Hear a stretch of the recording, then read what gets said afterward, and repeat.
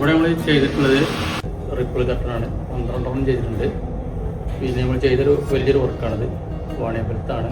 ഇവിടെ നമ്മളതേമാതിരി അടുക്കളയിൽ അണീക്കോണ്ട് എന്നൊരു കട്ടറാണ് ഇവിടെ ചെയ്തിട്ടുള്ളത്. ഓക്കെ, നമ്മൾ വീഡിയോ എല്ലാവരും ഒന്ന് കണ്ട് സേവ് ചെയ്യാം.